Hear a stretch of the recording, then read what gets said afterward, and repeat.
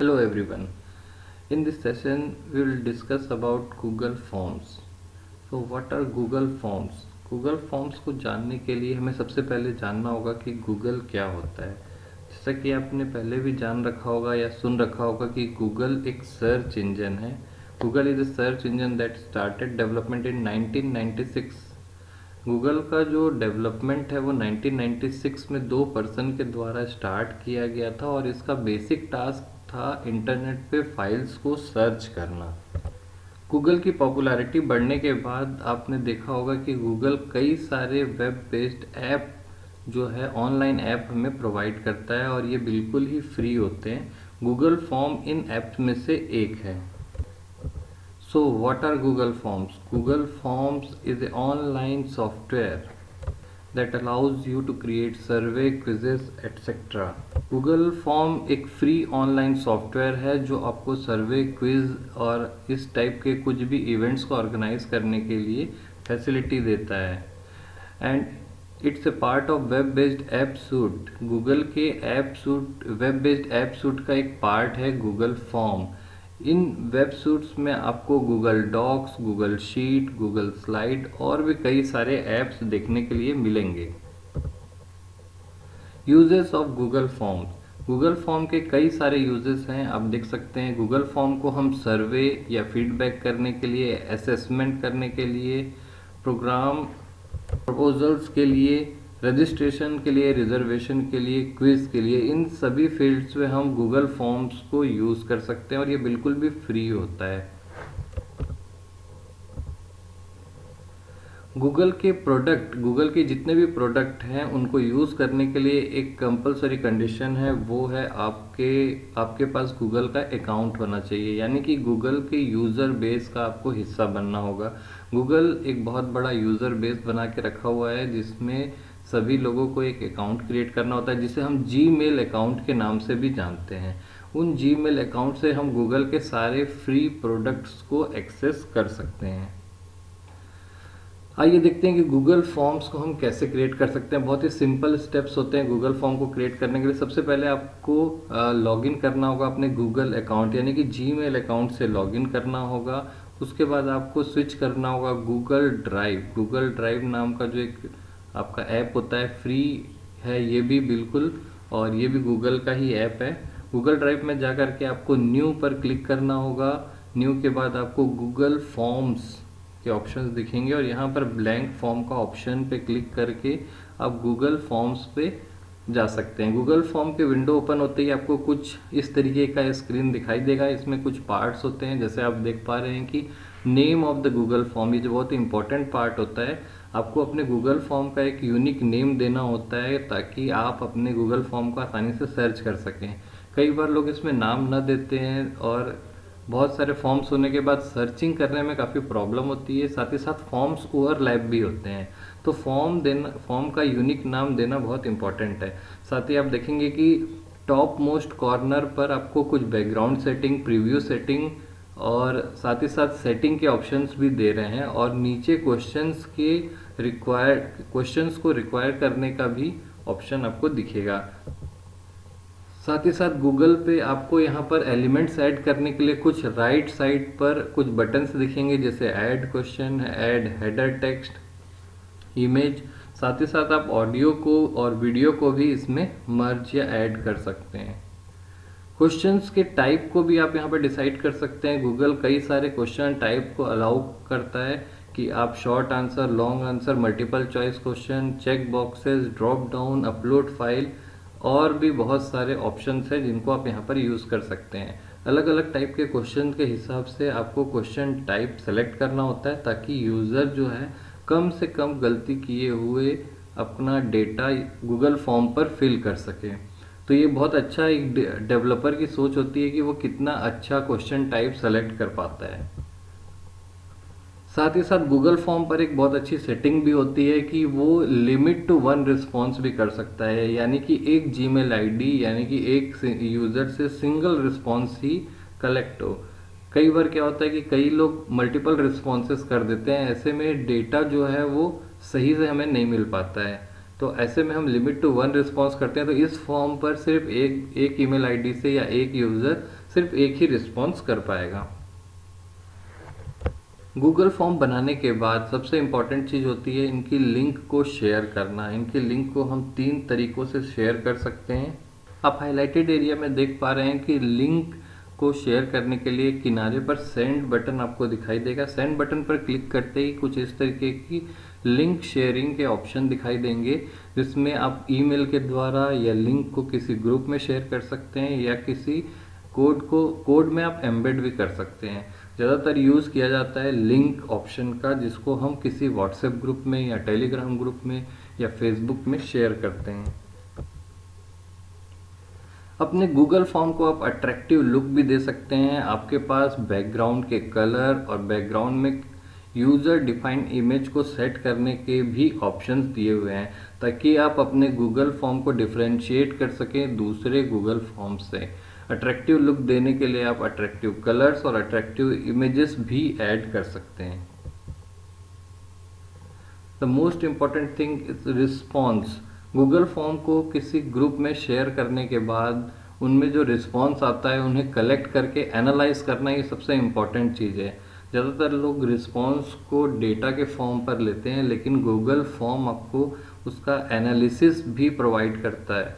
आप कुछ समय के अंदर ही उसका एनालिसिस भी देख सकते हैं। साथ ही साथ गूगल फॉर्म गूगल शीट के साथ बहुत आसानी से मर्ज हो जाता है और आपको रिस्पॉन्स को एक्सेल शीट के रूप में या गूगल शीट के रूप में डिस्प्ले करता है, जिसको आप एक्सेल फॉर्मेट में डाउनलोड भी कर सकते हैं।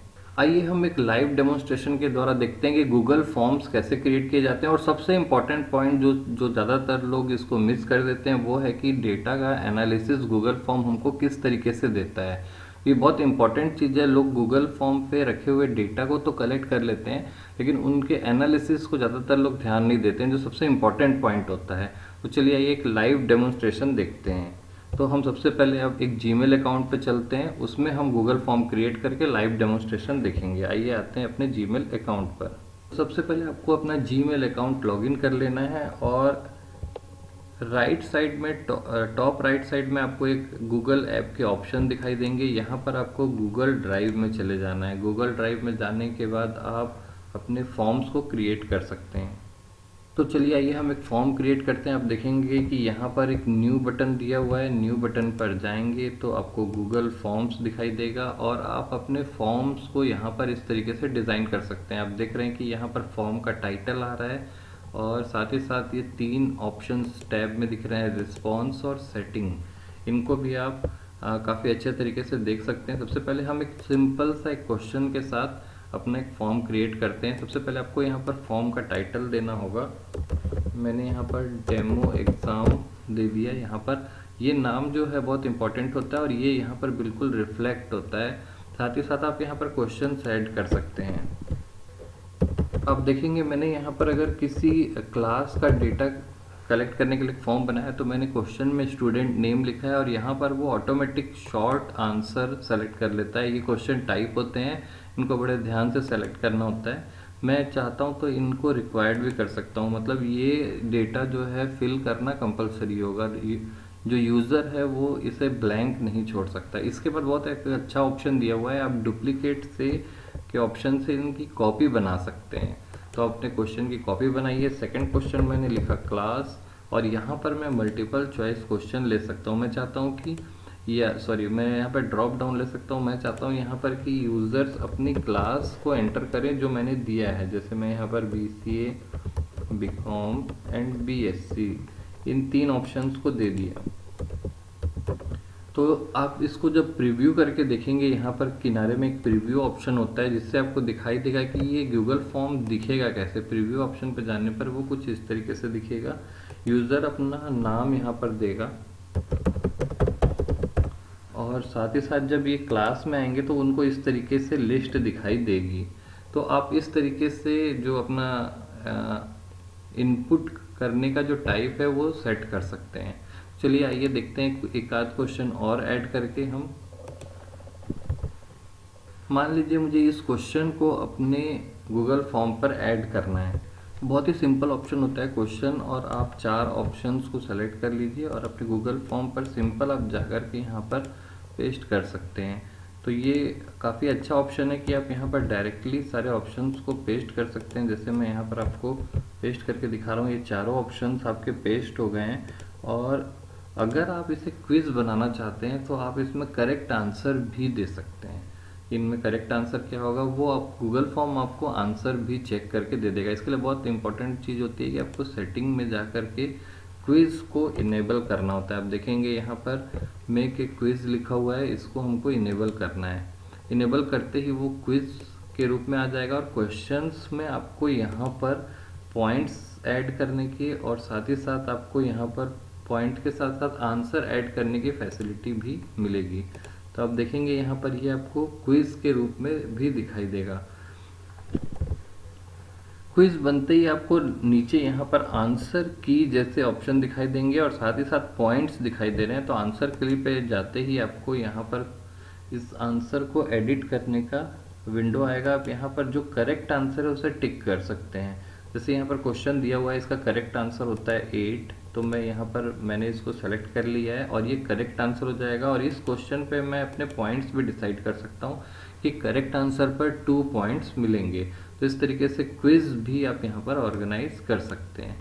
क्वेश्चन बनने के बाद आपको सबसे इम्पॉर्टेंट चीज़ होती है इसको लिंक को शेयर करना। लेकिन उसके पहले हम यहाँ पर बैकग्राउंड कलर्स को भी देख सकते हैं कि हम कुछ अच्छे और अट्रैक्टिव बैकग्राउंड कलर्स यहाँ पर सेलेक्ट कर सकते हैं। साथ ही साथ आप प्रीव्यू करके देखेंगे तो आपको अपना गूगल फॉर्म कुछ इस तरीके से दिखाई देगा। अब आप देख रहे हैं कि यहाँ पर हमारे पास एक सेंड बटन है।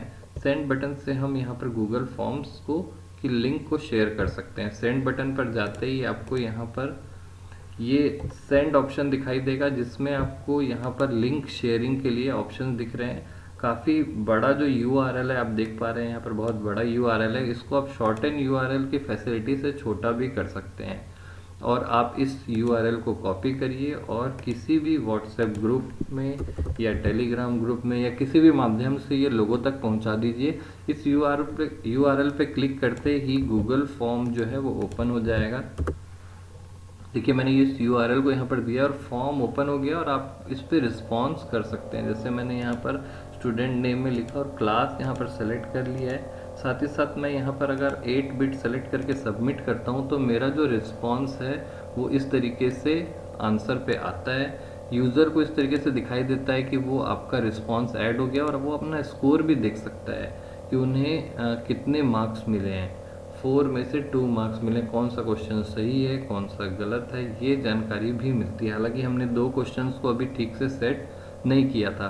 साथ ही साथ जो हमारा फॉर्म का जो ओनर होता है वो रिस्पॉन्स को यहाँ पर एक्सेल के फॉर्म पे देख सकता है। एक्सेल के फॉर्म पे देखने के लिए आप देखेंगे यहाँ पर छोटा सा एक क्रिएट स्प्रेडशीट का बटन होता है और गूगल शीट क्रिएट हो जाती है। न्यू गूगल शीट क्रिएट होगी और आपका जो रिस्पॉन्स है वो गूगल शीट पे इस तरीके से दिखाई देगा। तो जितने भी रिस्पॉन्सेज आते हैं वो यहाँ पर दिखने वाले हैं आपको। लेकिन सबसे जो इम्पोर्टेंट पॉइंट होता है वो है इन गूगल शीट में आए हुए रिस्पॉन्स का एनालिसिस करना। यहाँ पर आप देखेंगे कि इनको डाउनलोड करने की फैसिलिटी भी है। आप एक्सेल के फॉर्म पे इसको डाउनलोड कर सकते हैं, लेकिन इनका एनालिसिस करना जो है वो सबसे इम्पोर्टेंट पॉइंट है, उसको हम देखते हैं यहाँ पर। चलिए ये देखते हैं कि यूनिट टेस्ट के जो रिस्पॉन्सेज आए हुए हैं आप यहाँ पर देख पा रहे हैं कि इस टेस्ट को ऑनलाइन ऑर्गेनाइज किया गया था और 24 रिस्पॉन्सेज यहाँ पर आए हुए हैं। कुछ क्वेश्चन और ये 2 क्लासेस के बीच में यहाँ पर ऑर्गेनाइज किया गया था। यहाँ पर कुछ लगभग 15 से 16 क्वेश्चन आपको देखने के लिए मिलेंगे और इन सभी के करेक्ट आंसर भी यहाँ पर डिफाइन किए हुए हैं। जैसे इनका करेक्ट आंसर ये C है। चलिए आइए रिस्पॉन्सेज का एनालिसिस हम कैसे कर सकते हैं। सबसे पहले रिस्पॉन्स में जाएंगे तो हमको दिखाई देगा कि मैंने भी यहाँ पर इसका रिस्पॉन्स ऑफ कर रखा है, यानी कि उस लिंक पर अभी कोई क्लिक करेगा तो रिस्पॉन्स एक्सेप्ट नहीं किया जाएगा। साथ ही साथ इसकी गूगल शीट पर हम देखें तो डेटा भी हमको यहाँ पर दिखाई देगा। जो रिस्पॉन्सेज आए हैं उनमें सभी स्टूडेंट्स के नाम और साथ ही साथ इवैल्यूएशन करने के बाद उनके मार्क्स भी यहाँ पर डिस्प्ले हो रहे हैं। तो ये जो इम्पोर्टेंट चीज़ है वो होता है एनालिसिस करना। आप देखेंगे 24 रिस्पॉन्सेज आए हैं। यहाँ पर आप देख पा रहे होंगे कि इनमें जो पॉइंट्स हैं वो कैसे लिए गए हैं, काउंट दिख रहा है यहाँ पर आपको और साथ ही साथ आपको ग्राफ के फॉर्म पे दिखता है। सबसे पहले हम देखेंगे फ्रिक्वेंटली मिस्ड क्वेश्चंस। आप यहाँ देखेंगे क्वेश्चन नंबर जो 14 है वो सबसे ज़्यादा मिस किया गया है, यानी ज़्यादातर लोगों ने इसका गलत जवाब दिया है। तो मैं ये बोलूँगा कि मेरे जो भी क्वेश्चंस थे 16 क्वेश्चन, उसमें जो क्वेश्चन नंबर 14 है वो सबसे ज़्यादा टफ था उस एरिया के लिए जहाँ पर ये लिंक शेयर किया गया है। उस पर्टिकुलर एरिया के लोगों को इस टॉपिक का या तो नॉलेज नहीं है, या फिर उनकी प्रिपरेशन नहीं थी, या फिर ये सही में टफ क्वेश्चन है। तीनों में से लगभग कोई भी एक सिचुएशन हो सकती है। तो ये हमको तुरंत गूगल बता करके भी दे देता है कि जो क्वेश्चन नंबर 14 है इसको सबसे ज़्यादा लोगों ने रॉन्ग आंसर दिया है या फिर छोड़ दिया है। कम से कम लोगों ने ही इसे अटेम्प्ट किया है। तो ये जो एनालिसिस हमको उभर के आती है ये भी गूगल बिल्कुल फ्री में करके देता है। पहले ये एनालिसिस करने के लिए लोग काफ़ी मेहनत करते थे। इसके बाद आप देखेंगे कि आपको यहाँ पर कुछ स्कोर्स भी दिख रहे हैं जो कि हमारे लिए होता है, और आप चाहें तो यहाँ पर स्कोर को मेल भी कर सकते हैं, उन स्टूडेंट को मैनुअली मेल भी कर सकते हैं।